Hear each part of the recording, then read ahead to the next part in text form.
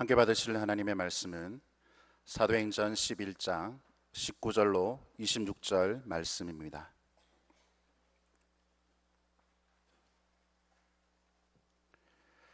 그때 스데반의 일로 일어난 환란으로 말미암아 흩어진 자들이 베니게와 구브로와 안디옥까지 이르러 유대인에게만 말씀을 전파하는데, 그 중에 구브로와 구레네 몇 사람이 안디옥에 이르러 헬라인에게도 말하여 주 예수를 전파하니 주의 손이 그들과 함께 하심에 수많은 사람들이 믿고 주께 돌아오더라. 예루살렘 교회가 이 사람들의 소문을 듣고 바나바를 안디옥까지 보내니 그가 이르러 하나님의 은혜를 보고 기뻐하여 모든 사람에게 굳건한 마음으로 주와 함께 머물러 있으라 그나니, 바나바는 착한 사람이요 성령과 믿음이 충만한 사람이라. 이에 큰 무리가 주께 더하여 지더라.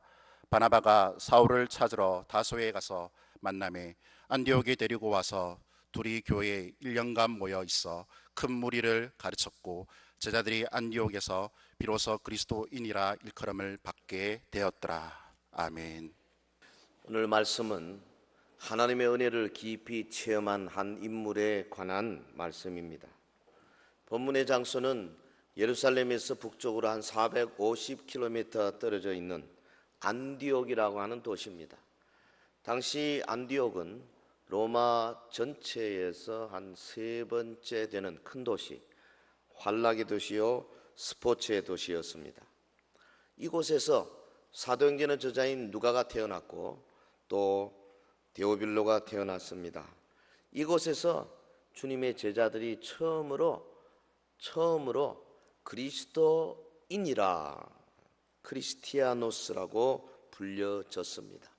안디옥은 스데반의 순교 후에 환난과 핍박을 피해서 도망쳐 온 사람들이 모여서 오히려 복음을 전하고 심지어 이방인 선교까지 해서 모범적인 교회를 이루었던 곳입니다.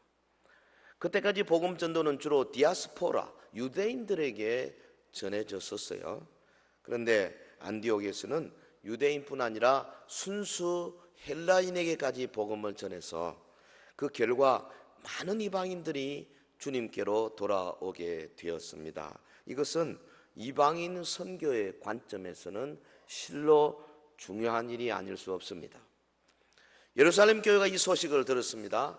본문 22절에 예루살렘 교회가 이 사람들의 소문을 듣고 바나바를 안디옥까지 보내니 그랬어요. 당시 예루살렘 교회는 참 어려움 가운데 있었죠. 스데반의 순교 이후에 핍박이 오고, 그러나 사도들이 자리를 뜨지 아니하고 그 교회를 지켜왔습니다. 여전히 모 교회의 지위를 가지고 있었습니다. 교회는 바나바를 안디옥으로 파송하기로 결정했습니다. 그래서 이 젊은 안디옥교를 목회하면서 돌보도록 했죠. 예루살렘 교회가 바나바를 왜 파송했습니까? 이방인 선교, 특별히 개종한 자들이 이제 그들이 가지고 있는 본래의 문화나 본래의 그 철학이나 사상들이 혹시 우리 예수님이 가르친 말씀을 오염시키지 않을까, 또 저들이 제대로 신앙생활 잘할 수 있을까, 그 염려가 있었죠. 관심이 있었죠.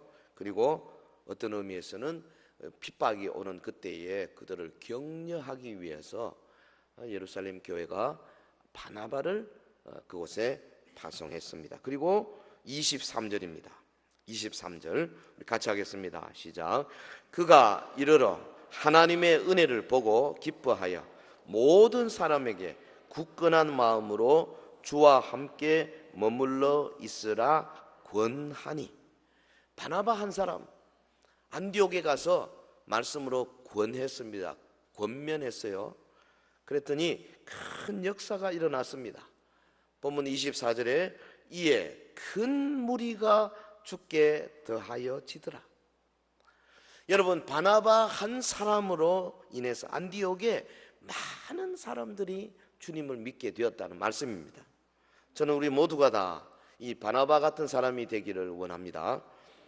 교회 일꾼은 바로 이런 사람이 되어야 하죠. 본문에 나타난 바나바 어떤 사람인지 좀 더 살펴보겠습니다. 주님은 우리에게 어떤 사람이 되기를 원하시는가? 이 바나바 같은 사람. 본문을 통해서 안디옥의 큰 인물 바나바를 살펴봅시다. 첫째로 바나바는 착한 사람입니다. 매우 쉽습니다. 근데 이 본문의 24절 바나바는 착한 사람이요 명확하게 말했어요. 착한 사람.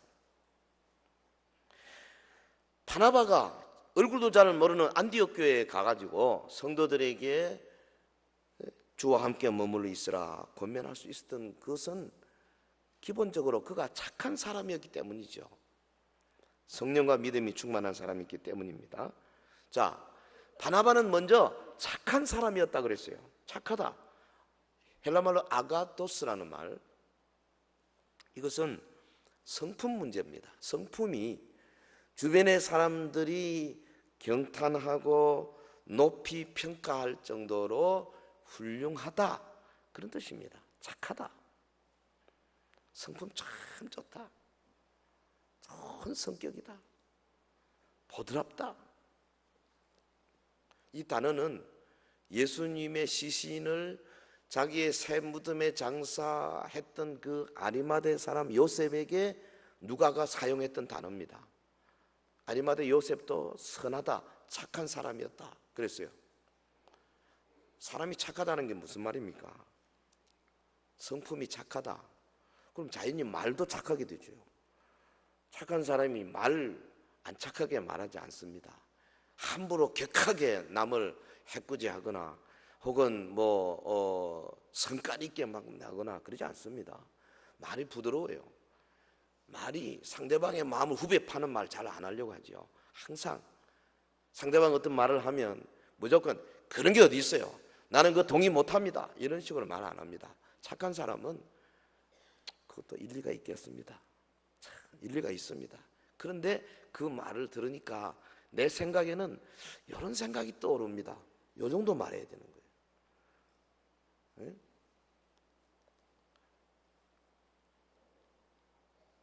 유 스테이트먼트가 아니고 아이 스테이트먼트. 내 생각에는 이렇습니다.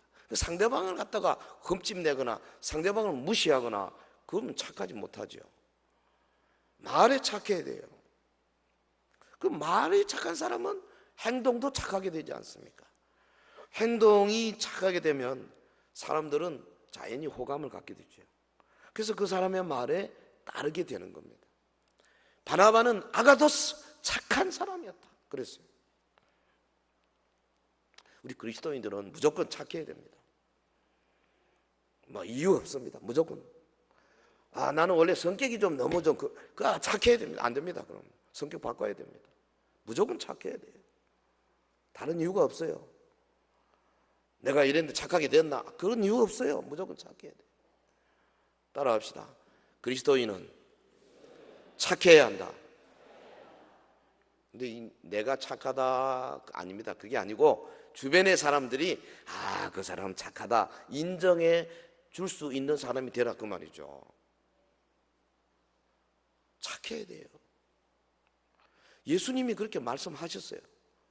마태복음 5장 16절에 이같이 너희 빛이 사람 앞에 빛이 가여 그들로 너희 착한 행실을 보고 하늘에 계신 너희 아버지께 영광 돌리라. 착한 행실을 보고. 말씀은 그렇게 해주놓고 예수님은 또 어땠습니까? 예수님 자신이 그렇게 사셨어요. 사도행전 10장 38절에 예수님을 사도가 묘사할 때 그가 두루 다니시며 선한 일을 행하시고, 이거 아가도스입니다. 착한 일을 행하시고 마귀에게 눌린 모든 사람을 고치셨다. 예수님은 너희 착한 행실을 가지고 사람에게 보여서 영광 돌리게, 하나님 영광 돌리게 하라 하시면서 자기도 착하게 사셨어요. 예수님의 말씀은 소금으로 고른 것처럼 함부로 말하지 않습니다. 부드러웠습니다. 그리고 깨끗했습니다. 상대방을 항상 세워주는 말, 격려하는 말, 긍정적인 말. 우리 한국 사람들은요, 이 회의 문화가 발달이 좀 덜 되어 있거든요. 그 회의를 해보면 누가 이 발언을 하면요, 맞은편에 앉은 사람이 저는 그 말에 절대 동의하지 않습니다. 이런 식으로 대답 말하는 사람이 많아요. 절대 그렇게 하면 안 됩니다. 그 사람 말을 깎아내리면 안 돼. 그건 놔둬요. 그건 놔두고 내 의견만 말하면 되는 거예요. 그런 게 어디 있어요? 막 이럽니다. 사정없이. 안 착한 사람들이죠. 우리 착해야 됩니다. 착해야 된다는 말을 지금 29번째 했습니다. 바나바는 착한 사람이에요. 세상은 우리의 말을 듣기보다 우리의 행실을 보고 우리의 마음을 읽습니다. 그래서 우리 모두 착한 사람이 되어야 하죠. 특별히 교회 안에서 앞장서서 일하는 일꾼들은 우리 구역장 여러분들 무조건 착해야 됩니다. 무조건. 안 착한 사람은요, 직분 받으면 안 됩니다. 착해야 돼요. 바나바는 착한 사람이었어요. 주님은 착한 사람을 기뻐하십니다. 착한 행실, 착한 말, 착한 행동, 착한 생각. 우리말에 이 착하다는 말이 굉장히 착하게 들리지 않습니까? 참 좋은 말이에요. 안디옥의 바나바는 착한 사람이었어요. 그래서 그로 인해서 많은 사람들이 주님께 더해졌어요. 우리 그리스도인들이 착하기를 바랍니다. 그 엔티들 말이죠. 기독교를 폐마하는 사람들 보면 안 착해요. 그 밑에 댓글 다는 거 보면 굉장히 거칠어요. 그럴수록 우리는 더 착해져야 됩니다. 그래서 결국은 세상이 보고, 야, 역시 그래도 그리스도인이 다르다. 이게 표가 나야 되죠. 바나바, 착한 사람. 그 예루살렘 교회 사도들이 모여서 누구를 보낼까? 안디옥에 지금 막 이방 선교가 일어나고 부흥이 일어나는데 빨리 가서 이 어린 성도들을 붙들어야 될 때 누구를 보낼까? 착한 사람 보낸 겁니다. 두 번째로 바나바는 이 성령과 믿음이 충만한 사람이라 그랬어요. 성령과 믿음이 충만한 사람. 본문 24절, 바나바는 착한 사람이요 성령과 믿음이 충만한 사람이라. 바나바가 그렇게 착할 수 있었던 비결이죠. 성령과 믿음이 충만했기 때문에 착한 겁니다. 여기 충만하다, 헬라말로 플레레스라는 말은, 그러니까 많은 물이 말이죠, 막 넘실넘실 막 가득 차가지고 막 이렇게 넘치는 모습이에요. 충만하다, 형용사입니다. 그러니까 여기서 지금 이 성령과 믿음이 충만한 사람이라 이 단어를 바나바에게 쓴 것은 뭐냐 하면, 성령과 믿음이 바나바의 언어에서 막 성령 충만, 믿음 충만이 막 언어에서 드러나고, 그 다음에 표정에서 막 성령 충만, 믿음 충만이 막 드러나고, 표정에서, 눈망울에서 드러나고. 저를 봐요, 지금 이게 얼마나 중요한데요. 성령과 믿음이 충만한 것은 말에서 막 성령 충만, 언어가 말에서 막 나타나야 되는, 이게 표정에서 나타나고, 그리고 뭡니까? 사고, 생각하는 것에서부터 성령 충만이 막 드러나야 돼요. 생각 자체가. 뭐 성령 충만하니까 예배 때만 막 강하게 기도하고 무슨 뭐 열광, 그게 아니에요. 일상생활, 대인관계에서 막 말에서 성령 충만이 막 드러나는 겁니다. 생각에서 드러나는 거예요. 내가 돈 쓰는 데서 막 드러나는 겁니다. 믿음 충만, 성령 충만이 막 드러나요. 할렐루야. 성령과 믿음은 눈에 보여야 되는 겁니다. 눈으로 볼 수 있어야 돼요. 하나님의 은혜가 우리에게 오면 그 은혜가 우리의 삶의 모든 요소에서 나타나서 결국은 보여지게 되는 거죠. 성령과 믿음이 충만해요. 그리고 이 삶을 통해서 외적으로 막 넘치는 거죠. 여러분, 성령과 믿음이 충만한 사람이 찬송할 때에 입만 달라 옆에 사람 쳐다보고 절대 그러지 않습니다. 기쁨이 막 넘치는, 손이 막 저절로 올라가는 거예요. 저절로. 견디지 못하는 감격이 있는 거예요. 성령과 믿음이 충만한 사람은 죽어가는 영혼을 보면 막 견딜 수 없는 그런 열정이 올 수밖에 없어요. 이게 나타나게 눈망울에서 나타나요. 성령과 믿음이 충만한 사람은 불의를 보고 견딜 수 없어요. 그래서 그것을 책망하고 권고하고 바꾸려고 할 수밖에 없어요. 성령과 믿음이 충만하면 사회가 점점 악해져 가는 것을 보고 한탄하고 눈물 뿌리고 금식하고 기도할 수밖에 없는 겁니다. 이게 막 나타나게 돼 있어요. 바나바는 영적으로 풍부한 은혜를 소유한 자였습니다. 이 생활 가운데서 성령과 믿음이 입증이 되고 있은 거죠. 여러분, 착한 사람이었어요, 바나바. 성령과 믿음이 충만한 사람이었어요. 아마 바나바가 천성적으로 착했을 수도 있겠죠. 그러나 여러분, 천성적으로 착한 것은 하나님의 눈에 착한 것이 아닙니다. 성령과 믿음으로 예수 그리스도의 십자가 보혈로 깨끗함 받고 의로운 삶을 살고 그리스도의 의의 옷을 입어야 비로소 하나님의 눈에 착하게 보이기 시작한 거죠. 그래서 성령과 믿음으로 많은 열매를 맺게 된 겁니다. 사도행전 10장 38절에 예수님이 이 땅에 들어서 착한 일을 했다고 했는데 그 바로 앞에 뭐가 있습니까? 하나님이 나사렛 예수에게 성령과 능력을 기름 붓듯 하셨음에 그랬어요. 그래서 성령과 능력을 나사렛 예수에게 기름 붓듯 하니까 예수님이 다니면서 착한 일을 하더라. 오늘 저와 여러분이 하나님의 성령과 능력으로 기름 부음 받아서 우리의 말과 행동과 사고와 생각과 대인관계의 모든 면에서 저 사람 착하다, 선하다, 믿을만하다, 야 정말 친구 삼고 싶다, 이렇게 되어지기를 주의 이름으로 축원합니다. 갈라디아 5장 22절에 성령의 열매가 그렇지 않습니까? 사랑과 희락과 화평과 오래 참, 자비, 양선, 충성, 온유, 절제, 성령의 열매입니다. 성령과 믿음이 충만하면 이렇게 되게 돼 있어요. 에베소 5장 8절에 너희가 전에는 어둠이더니 이제는 주 안에서 빛이라, 빛의 자녀들처럼 행하라. 빛의 열매가 뭡니까? 빛의 열매는 모든 착함과 의로움과 진실함에 있느니라. 할렐루야. 이 빛의 열매예요. 착한 사람, 성령과 믿음이 충만한 사람 바라바는, 그러니까 하나님께서 그 은혜를 볼 수 있는 영안을 열어주신 거죠. 오늘 본문 23절에 보면 그가 이르러 안디옥 교회에 이르렀습니다. 교회 예배하는 모습을 보았습니다. 성도들의 삶의 현장을 가봤습니다. 이르러 하나님의 은혜를 보고 기뻐하여 그랬어요. 이 구절이 매우 중요하지 않습니까? 바나바는 하나님의 은혜를 볼 줄 아는 눈이 있었어요. 믿음과 성령으로 착한 사람이 된 바나바, 하나님의 은혜를 보는 영안을 가졌죠. 여러분, 은혜는 눈에 보이는 겁니다. 예? 예배하는 모습 보면요, 아, 이 교회가 은혜가 있다 없다 그냥 볼 수밖에 없어요. 은신 예배를 다니면서 여러 교회를 가보니까 예배 시작하기도 전부터 알겠더라고. 들어가면서 알아요. 들어가면서 벌써 여기 은혜가 있구나 없구나. 설교하면서 30분 40분 설교하면서 많은 것을 느낍니다. 사람들이 다 똑같이 아무 표정으로 보고 있지만은 다 써져 있어요. 은혜 있음, 은혜 없음, 은혜 있는 것 같지만 사실은 비었음, 다 기록돼 있어요. 전부 다. 은혜는 눈에 보이게 돼 있어요. 여러분 지금 은혜 있습니까?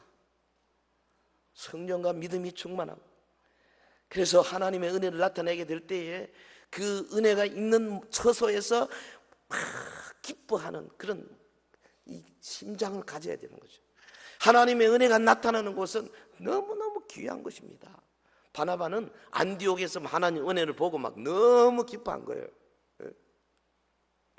저는 우리 교회 리더들이 하나님의 은혜를 볼 줄 알고 또 이 은혜가 나타나는 것을 보고 막 기뻐하는 사람이 되기를 간절히 원합니다.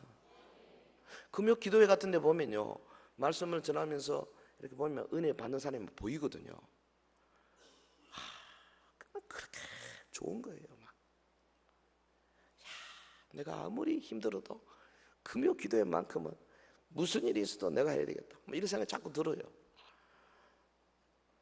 은혜를 보고 기뻐하는 마음 자체가 하나님 보시기에 얼마나 귀한 건지 모릅니다.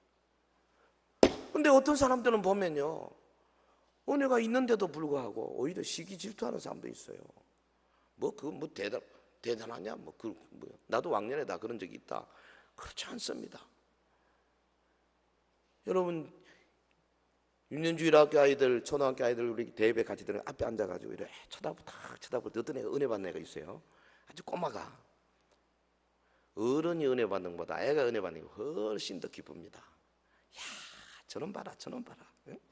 또 가고 또 눈이 자꾸 거기 가요. 막 쳐다보면서 고개를 까딱까딱 하면서요, 막 받아 적고 막 이래요. 은혜를 보고 기뻐하여. 교회 지도자는 성령과 믿음이 충만하여 착한 사람이라는 평판을 들을 뿐 아니라 영안이 열려서 하나님의 은혜가 지금 어디에 임하고 있는가를 볼 수 있어야 돼요. 주일학교 여러분 지금 이번 성경학교 수련회 하나님의 은혜가 임하는 장소에 가가지고 아이들이 은혜 받는 것을 보고 막 기뻐할 수 있는 마음, 이런 것이 얼마나 귀한 건지 모릅니다. 그를 위해서 우리가 기도하고 준비하고 물질로 도우고 또 교사들 격려하고 그렇게 해야 되죠. 바나바는 성령과 믿음이 충만한 사람. 그리고 세 번째로 바나바는 어려운 사람들을 격려할 줄 아는 사람이었어요. 본문 23절에 그가 이르러 하나님의 은혜를 보고 기뻐하여 모든 사람에게 굳건한 마음으로 주와 함께 머물러 있으라 권하니, 주와 함께 머물러 있으라 이렇게 권했습니다. 이 바나바는 고난 가운데서 신앙생활을 잘하고 있는 사람들을 세워줄 줄 알고 격려할 줄 아는 사람이었어요. 이 격려하다, encourage, 참 중요한 겁니다. 권하다, 여기서는 파라칼레이라는 그 헬라어를 썼는데요, 이게 미완료 과거예요. 그러니까 과거의 계속적인 용법입니다. 바나바가 한 번 격려한 정도가 아니고 계속해서 만나는 사람마다 집회 때마다 계속해서 권면하고 격려하고 세워주고 그렇게 했다는 거죠. 이 따뜻하고 세심한 바나바의 기질을 보여주는 단어입니다. 성도 여러분, 은혜의 사람, 성령과 믿음의 사람 바나바는 사람들을 격려할 줄 아는 사람이었어요. 이 은혜를 받은 사람들은 어려움에 처한 사람들을 세워주고 격려할 줄 아는 사람이죠. 무슨 내용으로 권면했습니까? 본문에 보면 굳건한 마음으로 주와 함께 머물러 있으라 그랬어요. 굳건한 마음으로. 옛날 성경에는 굳은 마음으로 이렇게 했더라고요. 근데 이것은 사실은 번역이 조금 오해가 될 수 있는 번역이죠.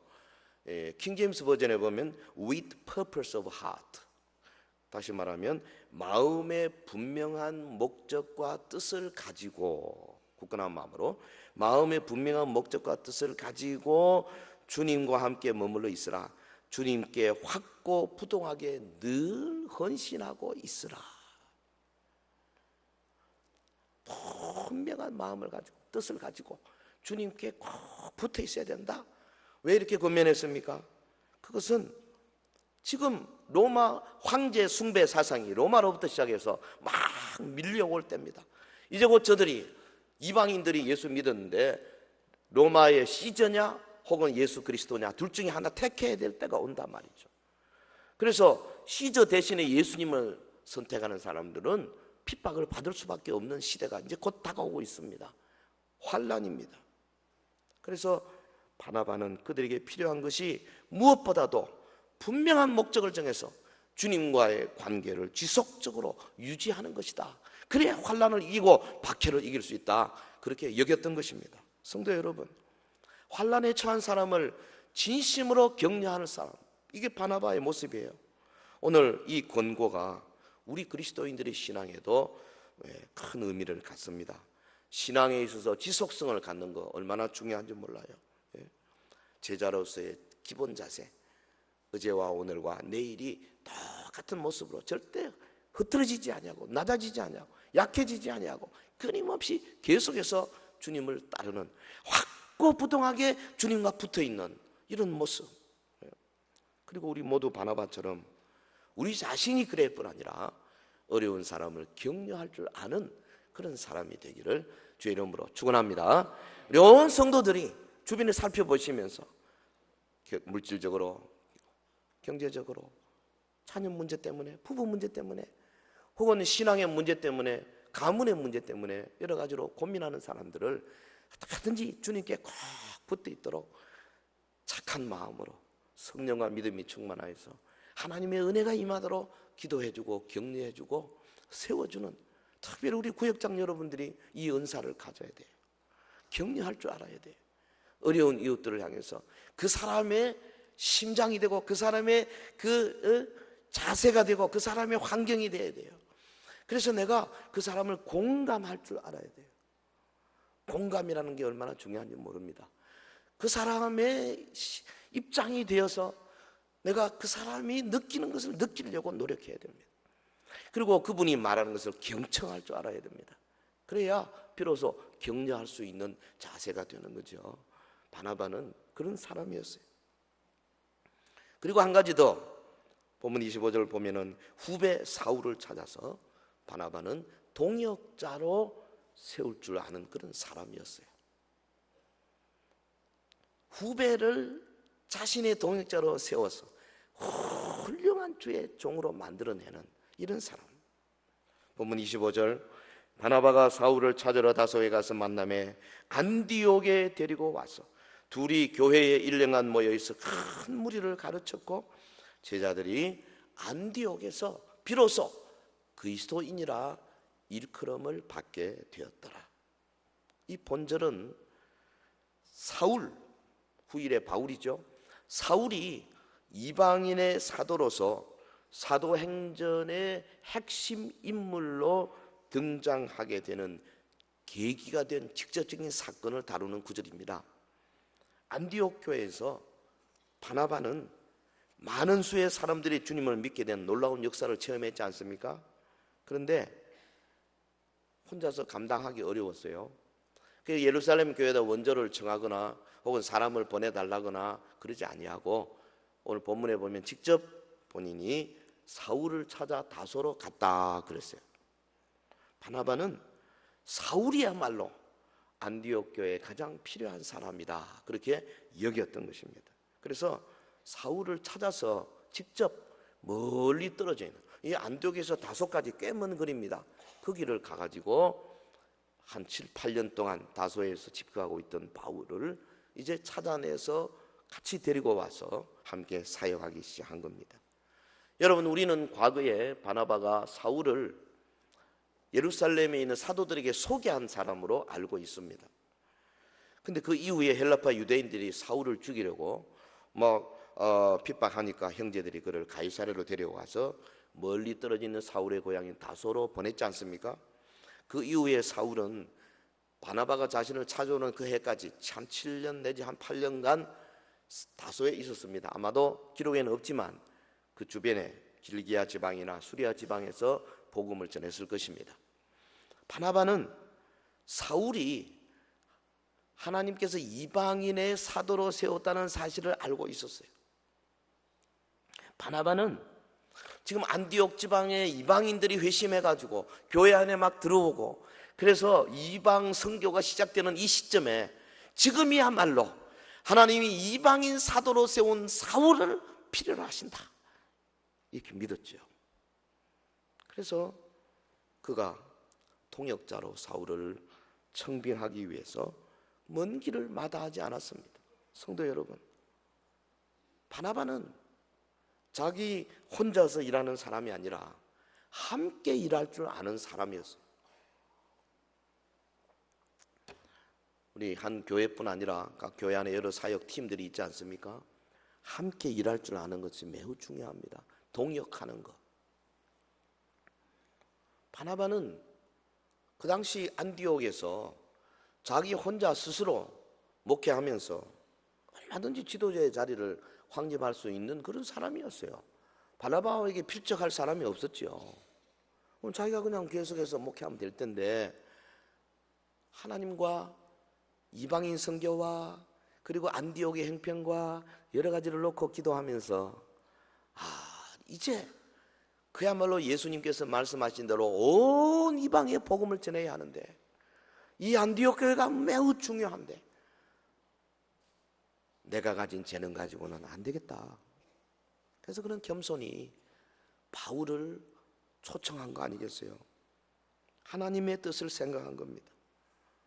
이방인을 향한 하나님의 뜻과 하나님의 계획, 거기에 자신의 여러 가지 유익과 자신의 어떤 그 미래와 이런 것들을 다 묻어버리고 겸손하게 그가 사울을 초청한 겁니다. 여러분, 이거 절대 쉬운 게 아닙니다. 26절에 보면 둘이 교회에 1년간 모여 있어 큰 무리를 가르쳤고 제자들이 안디옥에서 비로소 그리스도인이라 일컬음을 받게 되었더라. 이 사울을 부른 것이 너무나 정확하게 하나님 뜻에 맞아버린 거죠. 그래서 한 1년간 가르치니까 그 성도들이 말씀만 배운 게 아니고 생각이 달라지고 착한 사람이 되고 성령과 믿음이 충만해지고, 그래서 주변의 사람들에게서 완전히 구별된 사람이 됐지 않습니까? 그래서 이제는 유대교의 하나의 섹트가 아니라 완전히 다른 그리스도인, 크리스티아노스, 작은 그리스도란 뜻 아닙니까? 매우 중요한 의미를 갖습니다. 왜냐하면 안디옥의 이방인 신자들이 더 이상 유대교의 한 분파가 아니라 이제는 예수 그리스도를 믿는 신앙, 이것이 유대교와 구별되는 완전히 새로운 신앙으로 인정받았다는 뜻이에요. 실로 바나바와 사울의 팀 목회가 엄청난 열매를 거두게 되었습니다. 사랑하는 성도 여러분, 주님의 교회에 이런 사람이 필요해요. 성품이 착한 사람, 성령과 믿음이 충만해서 말과 행동과 표정과 인간관계와 대인관계와 무슨 사역에서 이거 드러나 성령과 믿음이 충만한 것이 계속 플레레스, 물이 가득 쫙만 해가지고 대접에 물이 가득해가지고 이거 넘치는 거예요. 그리고 그 사람을 보면 야, 성령 충만하구나, 믿음 충만하구나 인정하지 않을 수 없는 그런 사람. 다른 사람을 격려할 줄 알고 더 나아가서 다른 사람을 세워주고 함께 동역할 줄 아는 사람, 이런 사람이 필요해요. 어떤 사람은 재주는 많은데 동역이 잘 안 되는 사람이 있잖아요. 그분이 어느 부서든지 가면 문제가 막 생겨. 계속 다툼이 생기고. 근데 어떤 분은 재주는 좀 부족한 듯한데 잘 화합하는 사람이 있어요. 여러분, 저는 개인적으로 교회에 더욱 필요한 사람은 바울보다는 차라리 바나바가 아닌가 싶어요. 바나바는 재능에 있어서는 말씀의 깊이나 가르침이나 이런 것에 있어서는 물론 바울에게 필적하지 못합니다. 그러나 인품은 참으로 큰 인물이었어요. 당시 상황을 한번 냉정하게 생각해 보십시다. 어떻게 당시 바울이 바나바에게 비교될 수 있었겠습니까? 바울은 이제 갓 회심한 사람이에요. 교회를 핍박하던 아주 나쁜 사람이에요. 사람들이 별로 사귀기를 원하지 않은 사람입니다. 초신자예요. 그런데 바나바는 누굽니까? 예루살렘 교회 때부터 자기 재산을 다 헌납해서 온 성도들이 전부 칭찬하고 아주 핵심적인 인물이었어요. 성품이 다 알려진 사람이었어요. 사도들이 안디옥에 누구를 보낼까 의심 없이 바나바를 파송할 만큼 인정받는 사람이었어요. 그런데 인간적으로 볼 때 두 사람의 팀 목회가 어울리지 않았죠. 그런데도 바나바가 직접 바울을 찾아가서 그를 자기가 담임한 교회의 목회자로 초빙을 한 것. 그래서 바울이 어떻게 됐습니까? 과거에 그가 교회의 박해자라고 하는 모든 멍에를 벗지 않았습니까? 그리고 위대한 초대교회 사도의 길을 걸어갈 수 있게 되었던 것입니다. 아무리 바울이 위대한 사도라 할지라도 바나바의 해안과 바나바의 결단이 없었더라면 그가 어떻게 위대한 업적을 남길 수가 있었겠어요? 성도 여러분, 성도는 반드시 재능만으로 일하는 것이 아닙니다. 큰 인격으로 사람들에게 감화를 줄 수 있어야 됩니다. 그래서 사람들이 그를 보고 변모되는 것. 오늘 저와 여러분이 어떻습니까? 큰 인격의 사람이 되려고 하기보다는 재능 있는 사람이 되려고 하지 않습니까? 우리 이 신학을 하는 전도사들이 되게 그래요. 처음에는 인격보다는 재능 쪽입니다. 그쪽으로 막 공부하고 남보다 더 많이 알고 싶어하고 막 그래요. 근데 이 나이가 이제 점점 들어가면서 그게 조금 모자라도 그래도 하나님이 인정하시고 사람이 인정하는 좀 성숙한 인물이 되어야 되는 것이 아닌가, 좀 깊이 생각하고 좀 더 큰 인물로 그 성품 면에서 혹은 주변의 사람들에게 감화를 끼치는 면에서 좀 더 나은 인물이 되어야 되는 거 아닌가. 이제 해를 거듭할수록 자꾸 그쪽으로 가게 되는 것 같더라고요. 여러분, 애굽의 왕궁과 그 애굽의 그 좋은 환경 속에서 모든 문물, 모든 학문과 무예를 익힌 모세, 그가 나이 40에 한번 떨쳐보려고 하다가 하나님께서 너 아직 안 돼.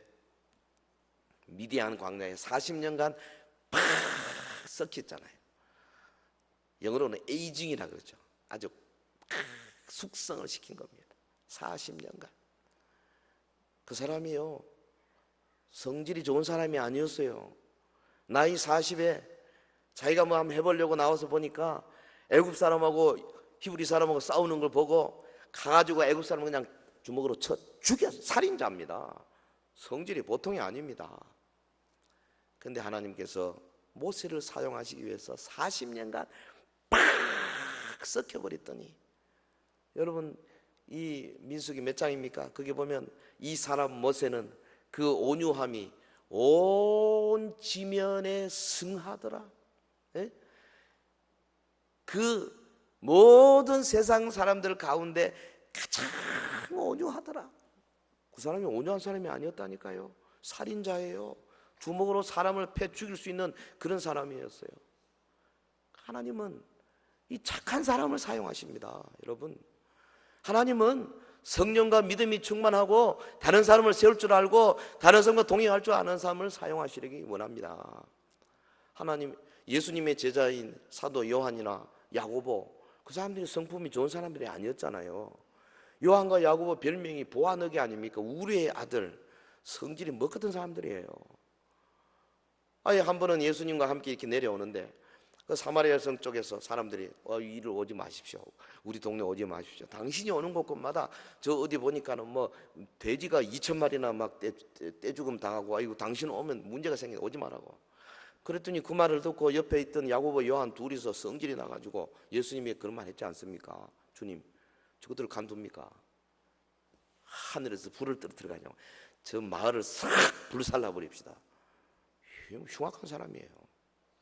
그런데 이 요한이 후일에 은혜를 많이 받고 얼마나 그가 겸손하고 사랑이 풍부한 착한 사람이 되었는지, 여러분 뭐 요한복음뿐 아니라 요한 1서 2서 3서 읽어보시면 그냥 그저 사랑하라 사랑하라, 사랑은 여기 있나니, 우리가 하나님을 사랑한 것이 아니고 하나님을 우리를 사랑하사 독생자를 보내줬다. 사랑하는 자들아, 우리가 하나님을 사람을 사랑하고 하나님을 사랑하고 막 그냥 모든 구절구절이 사랑 타랑하고 있잖아요. 그리스도인들은 착한 사람이 돼요.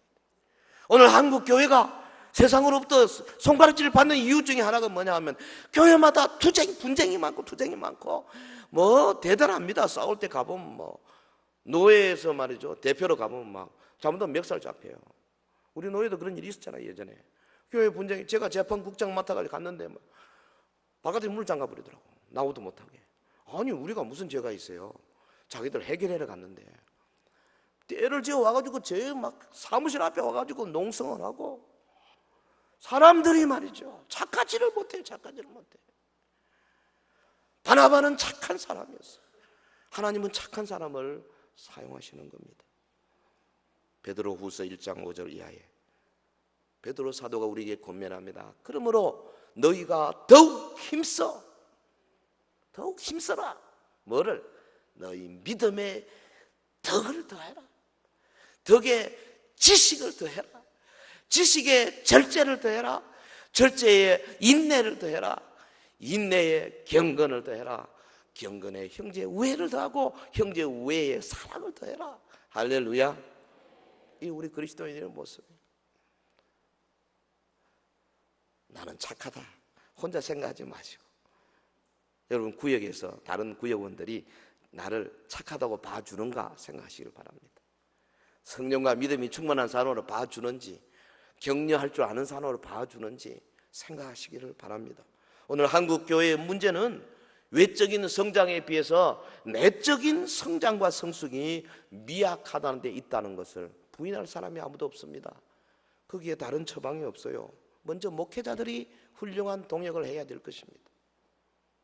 그리고 평신도들 역시 교회의 가르침을 잘 받아서 믿지 않는 사람들로부터 저는 착한 그리스도인이다, 참 그리스도인이다, 이 말을 들어야 합니다. 그러할 때에 우리 교회도 안디옥 교회와 같이 세계 선교를 책임지는 위대한 도구로 사용이 될 줄로 믿습니다.